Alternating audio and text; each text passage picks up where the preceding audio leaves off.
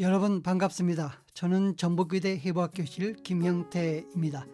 지금은 의학교육학교실 주임교수를 맡고 있습니다. 올 봄에 저희 대학 교수님들을 위하여 통합 강의를 위한 동영상 강의 잘 만들기라는 제목으로 동영상 강의를 하나 만들어서 유튜브에 올려두었습니다. 그 영상을 제 블로그에 링크를 걸었는데 고려의대 의학교육학교실 교수님께서 보시고 강의 의뢰를 해주셔서 이렇게 교수님들을 뵙게 되었습니다. 제가 처음 만들었던 영상은 제목이 통합 강의를 위한 동영상 강의 잘 만들기였습니다. 즉 강의 동영상 잘 만들기에 초점이 맞추어져 있었는데 아마도 이 시간에는 통합 강의에 초점을 맞추어서 이야기를 드려야 하지 않을까 합니다. 따라서 통합 강의 동영상 잘 만들기라는 제목으로 이야기를 나누고자 합니다. 그동안 강의실에서만 이루어졌던 강의가 코로나 시대에 갑작스럽게 동영상 강의 또는 비대면 강의라는 교육 형태는 교수님들께 주어진 또 하나의 숙제가 되었습니다. 사실 2년 정도 동영상 강의를 통해 수업을 진행하다 보니 저희 대학의 경우에는 학생들이 강의실 강의보다는 동영상 강의를 더 선호하고 있습니다. 더욱이 강의실 공간 문제로 현재까지 2년 동안 강의실 수업은 전혀 진행되지 못하고 있습니다. 그런데 동영상 강의를 통해 그동안 일회성으로만 이루어졌던 교수님들의 강의가 반복적이고 장시간 동안 학생들에게 노출됨으로써 그동안 침묵해왔던 교수님들의 강의에 대한 문제점들이 노출되었다고 보고 있습니다. 코로나 시대에 갑자기 동영상 강의를 만들어야 했던 저 자신도 그동안 해오던 습관 그대로 강의를 해오지 않았었나 하는 반성을 하는 시간이기도 했습니다. 물론 그동안 나름대로 강의 개선을 위한 노력을 꾸준히 해왔다고는 하지만 이번 계기를 통해서 더욱 제 자신을 돌아다보는 시간이기도 했습니다. 통합 강의라고 하면 교수님들께서는 어떤 생각이 먼저 떠오르시나요? 아마도 여러 생각들이 있을 것으로 예상됩니다.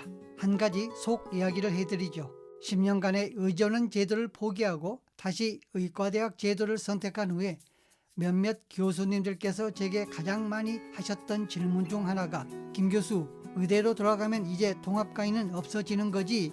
였습니다. 그러니까 통합 강의가 없어지고 아주 오래전에 했던 각 과별 과목으로 학습하는 학문 중심 교육과정으로 다시 되돌아가느냐는 질문이었습니다. 그동안 10년 정도 통합 강의 형태로 교육을 해왔는데 말입니다. 이 강의안을 다시 만들면서 구글에서 의과대학 통합 강의를 검색해 보았습니다. 흥미롭게도 고려의대의 자료가 검색되었습니다. 이야기하려는 주제와는 거리가 있는 자료들도 있습니다만 아무튼 의과대학의 통합 강의는 대학들마다 노력하고 있는 부분이지 않을까 하는 생각입니다. 오늘 함께 나누고 싶은 것은 통합 강의 강의안 잘 만들자입니다. 통합 강의이든지 그렇지 않든지 간에 강의안을 잘 만드는 일은 의학교육에서 매우 중요한 것 같습니다. 그렇다면 잘 만들어진 강의안이란 무엇일까 하는 문제는 개인적인 생각 차이들이 있을 것입니다만 제가 생각하는 잘 만들어진 강의안이란 수강하는 학생들에게 교수가 알려주고자 하는 내용이 잘 전달되는 슬라이드라고 생각합니다. 피터 드러커의 말을 인용해 봅니다. 내가 무슨 말을 했느냐가 중요한 것이 아니라 상대방이 무슨 말을 들었느냐가 중요하다라고 말한 피터 드러커의 이 말을 제가 강의안을 만들면서 제 마음 중심에 두는 말이기도 합니다. 학생들을 대상으로 강의하는 교수 입장에서는 분명히 피터 드러커의 말을 되새길 필요가 있습니다.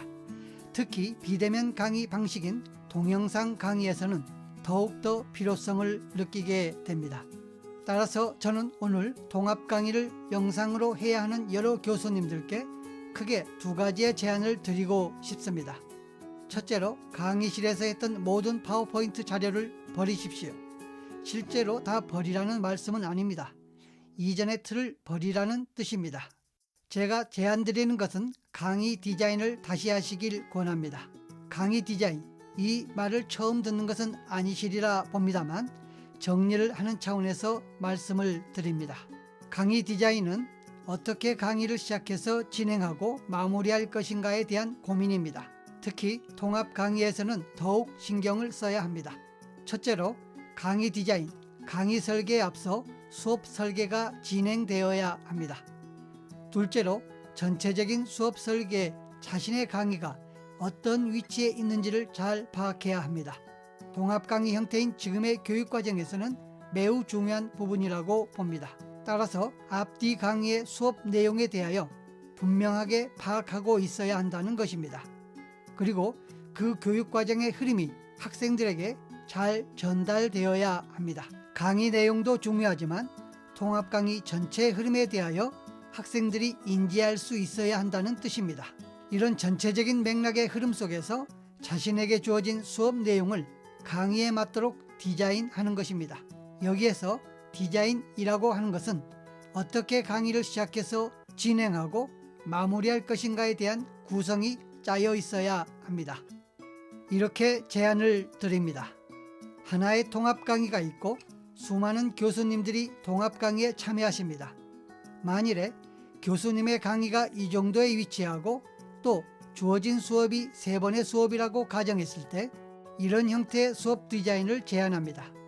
이렇게 3번의 수업이라고 가정하면 첫날에는 인사말과 학습 목표 그리고 수업 후에 마무리 멘트까지, 둘째 날에는 리뷰로 수업을 시작해서 학습 목표를 제시하고 나서 수업을 하고 마무리 멘트 하시고, 세 번째 날에도 리뷰를 시작으로 학습 목표를 제시한 후에 수업을 하고 수업 끝부분에서 자신이 한 전체 강의 내용을 축약해서 정리해 준 후에 잊지 마시고 다음 시간에 어떤 강의가 진행될 것이라는 것을 소개해 주어야 합니다. 즉, 어떤 교수님이 들어와서 어떤 내용의 수업을 할 것인지에 대하여 분명하게 알려주어야 합니다.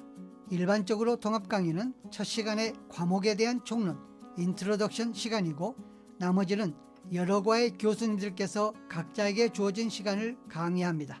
주로 앞부분이 총론의 시간이 할애되고 나머지 뒷부분은 강론으로 구성되는 과목들이 많을 것입니다. 제가 오늘 조금 더 강조하고 싶은 말씀은 바로 첫 시간의 총론 시간입니다. 주로 통합 강의의 대표 교수님께서 담당하실 것입니다. 대표 교수 혹은 책임 교수가 담당하는 통합 강의의 첫 시간에 대하여 좀 더 강조하고 싶습니다. 첫째로, 첫 시간은 그 과목에 대한 전체적인 내용을 파악할 수 있는 시간입니다. 학생들이 과목명에서 알 수 있는 그 과목에 대한 추측이나 선배들에게 들었던 그 과목에 대한 부정확한 정보를 벗어나도록 그 과목의 대표 교수가 해당 통합 강의에서 알려주고자 하는 내용을 명확하게 전달해 주어야 합니다. 따라서 둘째로, 여러 과의 교수님들이 강의할 내용에 대하여 학생들에게 알려주어야 합니다. 따라서 강의를 담당하는 교수님들의 얼굴 사진과 강의 주제에 대하여 잘 인지할 수 있도록 해 주어야 합니다. 가능한 강의안에도 사진과 이름, 강의 주제에 대하여 알려주어야 합니다. 동영상을 통한 비대면 수업에서는 더욱 중요한 부분이기도 합니다. 셋째로, 강의 배열에 대하여서도 언급해 주어야 합니다. 왜 이런 식으로 강의가 배열되는지에 대하여 학생들이 이해할 수 있도록 해야 합니다. 흔히들 대충 알려주어도 머리 좋은 녀석들이니 지들이 알아서 잘 정리해 라고 말씀하시는 교수님들도 계시긴 합니다만, 저는 통합 강의 대표 교수가 첫 시간에 해야 할 일이라고 생각합니다. 넷째로, 학생들이 가장 민감해하는 부분이 아마 평가일 것입니다. 따라서 대표 교수는 그 통합 강의의 평가가 몇 번 있는지, 언제 있는지, 어떻게 출제되는지 등에 대하여 분명하게 알려주어야 합니다. 그런데 말입니다. 첫 시간에 이렇게 전체적인 수업에 대한 내용과 배열 순서를 학생들에게 알려주었는데 중간에 문제가 발생하곤 합니다. 통합 강의를 맡은 일부 교수가 임의대로 강의 시간을 바꾸는 경우입니다. 예를 들어 D 교수가 자신의 강의 시간에 강의를 하지 않고 개인적인 일로 다른 날, 다른 시간에 강의를 하는 것입니다.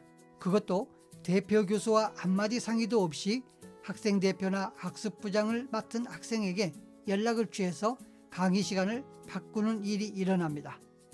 교과서의 내용에 맞게 배열된 강의 내용이 뒤죽박죽 되는 순간입니다.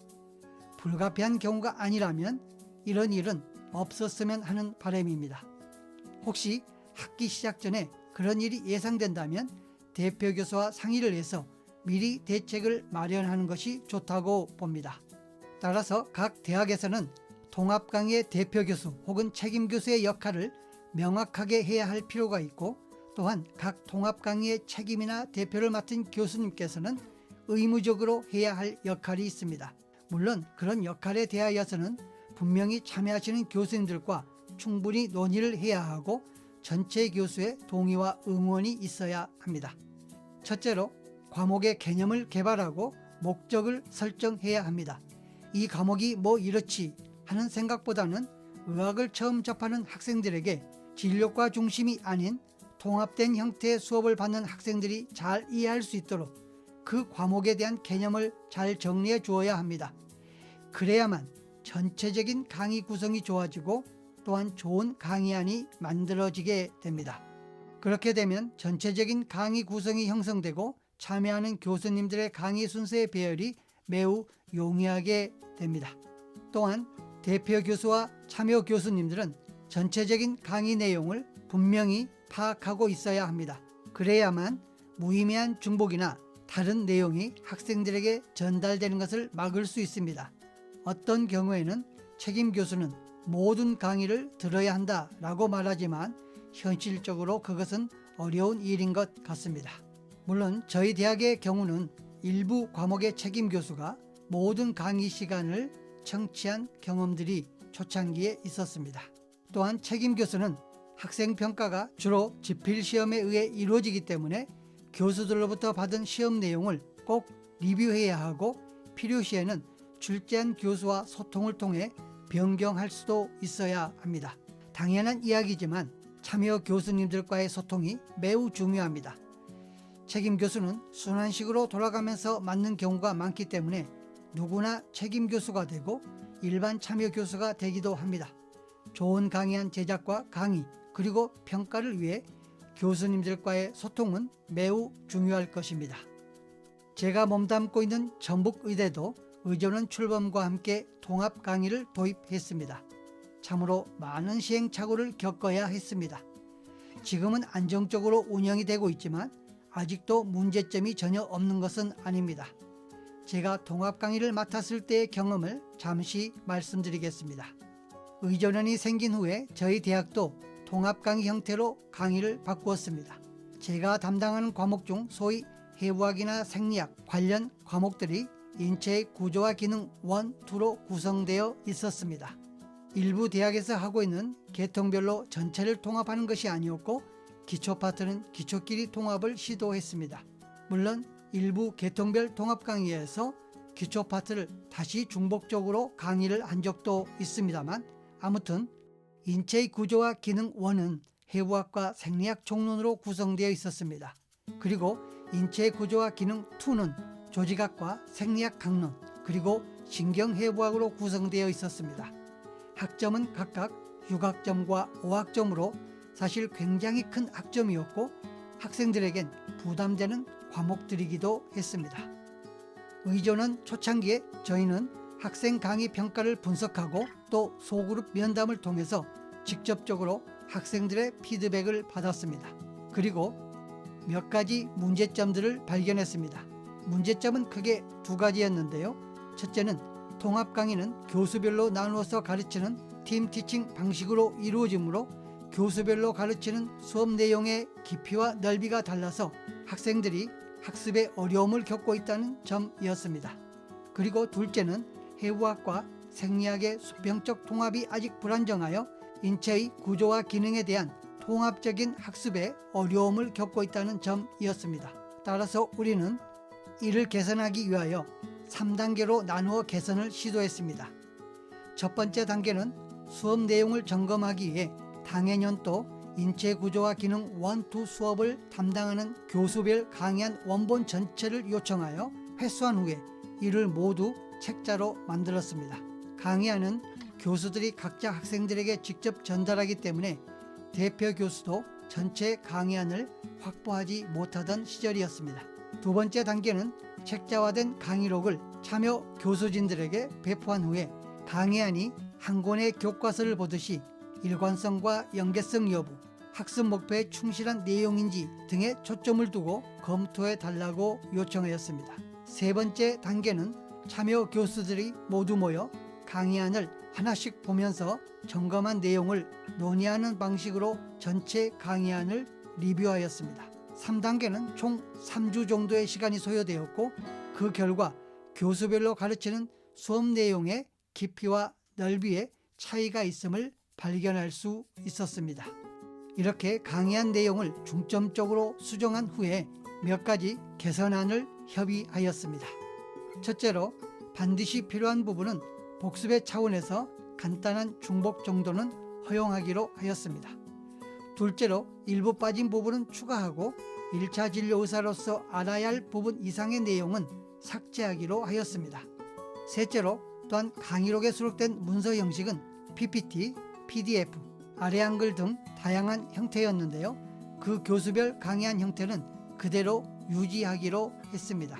그리고 넷째로 강의용 슬라이드의 제작에 있어서는 주로 용문 용어를 기본으로 제시하고 한글 용어를 첨가해주는 방식으로 통일하였습니다. 다섯째로 그림은 최대한 크게 하여 명확하게 학습할 수 있도록 하기로 하였으며 불필요한 박스나 그림 등은 과감하게 삭제하기로 하였습니다. 그리고 여기에 추가적으로 인체의 구조와 기능 2에 포함되어 있던 내분비 계통을 별도로 논의하였습니다. 모든 계통을 할 수 없었기 때문에 샘플로 내분비 계통만 우선 시도해 보았습니다. 이 부분을 담당하는 해부학 생리학 교수님들과 그리고 당시의 임상 과목인 내분비학 대표 교수인 내분비내과 교수님이 함께 모여서 인체의 구조와 기능 2에 배우는 내용이 나중에 내분비학을 배우는데 적합한지에 대하여 논의를 하였습니다. 결과적으로 내분비 계통을 강의하는 해부학 생리학 교수들이 나름 열심히 하고 있다는 격려를 받을 수 있는 시간이었고 막연하게 기초학에서는 도대체 뭘 가르치나 라고 우려하셨던 임상 교수님의 우려가 사라지는 좋은 시간이기도 했습니다. 나중에 다른 계통들도 해보자고 했으나 사실은 더 이상 진행하지 못했습니다. 내분비 계통에서 논의하면서 당시에 인체의 구조와 기능에서 다루는 내용이 크게 문제가 되지 않았었기 때문입니다. 이런 과정을 거쳐 저희 대학은 비교적 좋은 강의안을 만들어 학생들에게 제공하게 되었습니다. 사실 교수들을 설득해서 무언가 하는 것은 결코 쉽지 않다는 것을 여러 경험을 통해서 알고 있었는데 통합 강의를 시행하는 의과대학에서 이런 노력을 하지 않는다는 것은 제 스스로 용납되지 않았었습니다. 아무튼 비교적 만족스러운 결과를 얻었고 학생들의 피드백도 괜찮았습니다. 따라서 저는 당시에 이 과정을 2013년 대한해부학회에서 구현 발표를 하기도 했습니다. 사실 의과대학에서 논란거리가 될 수 있는 통합 강의는 아직도 일부 교수님들께는 불편한 사항일 수 있습니다. 사실 각 과목별로 이루어지는 학문 중심의 교육 과정에서 교육을 받은 세대이기도 하고 이미 전체 의학을 배우고 나서 자신의 전공 과목을 가르치기 때문에 통합적 사고를 갖고 가르치는 것은 사실이지만 통합의학 교육은 비판적 사고를 갖고 의학을 통합적으로 접근하는 능력을 학생들에게 길러주며 학문 중심 의학 교육에서 자주 발생할 수 있는 내용의 중복이나 모순을 피해갈 수 있기 때문에 의학 교육의 세계적인 추세는 통합 의학 교육을 선택한다라고 볼 수 있습니다. 다시 한번 피터 드러커의 말을 떠올리면서 더 좋은 동영상 강의 제작에 대한 저의 제안입니다. 짧게 요점만 말씀드리겠습니다. 사실 강의를 영상으로 옮기는 것은 현재 사용 중인 파워포인트를 영상으로 옮기기만 하면 되는데 앞서 말씀드린 대로 통합 강의 전체적 틀과 각 수업에서의 강의안이 잘 만들어져 있다면 줌으로 강의하시는 경우도 있겠지만 동영상 강의로 만들어져서 스트리밍을 통해서 강의가 이루어지는 경우를 염두에 두고 동영상 강의의 질을 올릴 수 있는 제안을 드리겠습니다. 동영상 강의 영상에서 가장 중요한 것은 녹음 상태라고 생각합니다. 이미 파워포인트 자료를 강의안으로 갖고 있는 학생들의 피드백을 보더라도 좋은 영상은 어떤 영상미보다 녹음 상태가 좋은 영상이다 라고 학생들이 말했습니다. 따라서 빠른 시간에 녹음 상태가 좋은 영상을 만들기 위한 저의 제안을 말씀드립니다. 첫째로 자신의 목소리를 극복하셔야 합니다. 대부분의 교수님들이 경험을 하셨겠지만 자신이 녹음한 것을 듣는 것은 매우 어색합니다. 아니, 어색함을 넘어 그 목소리가 싫어지기도 합니다. 내 목소리 맞아? 원래 내 목소리가 이런 거였어? 때론 좌절하기도 합니다. 그런데 사실 우리는 왜 그런지 의학적으로 잘 알고 있습니다. 그럼에도 불구하고 많은 경우에 자신의 목소리를 듣는 것은 싫습니다. 그러나 어쩔 수 없는 일입니다. 실제로 방송을 하는 분들도 그렇게 표현하니까요. 따라서 그것을 극복하셔야 합니다. 녹음된 자신의 목소리를 반복해서 들어야 합니다.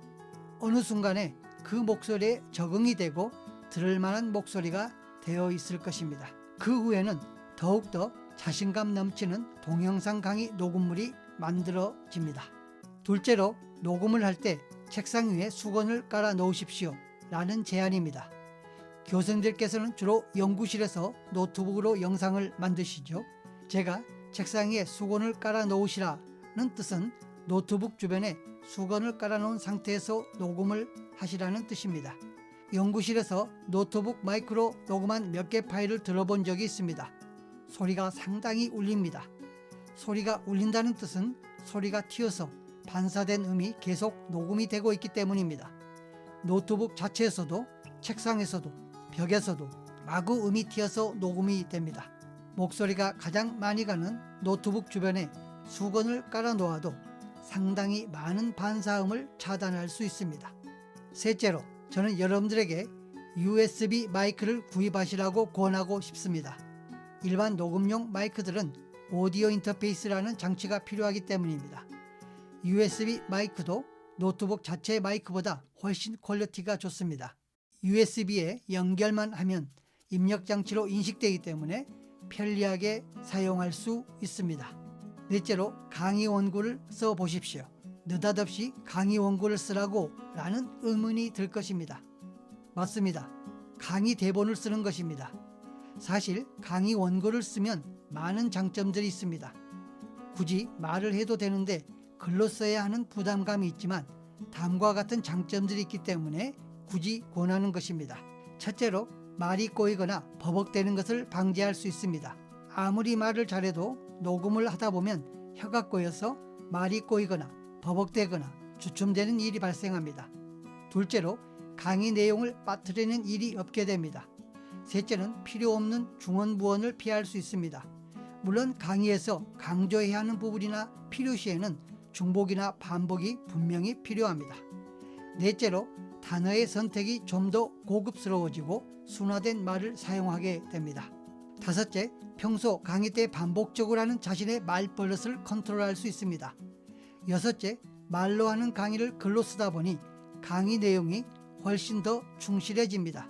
아마도 써보면 느끼시게 될 것입니다. 일곱째, 내년에 강의를 할 때쯤 다시 강의안을 보게 될 텐데 작년에 이런 이야기를 했었구나를 쉽게 파악할 수 있습니다. 사실 1년에 한 번 잠깐 강의를 하는 강의 내용이라 작년에 무슨 말을 했었을까라는 생각이 나이가 들수록 많이 생깁니다. 아무튼 원고를 쓰면 이런 장점이 생깁니다. 사실 저도 지금 이 화면을 원고를 통해 녹음을 하고 있습니다. 마지막으로 강의를 나누어 녹음하십시오 라고 제안드립니다. 연속적으로 마치 강의실에서 강의를 하는 것처럼 하고 싶은 생각들을 가질 수 있습니다.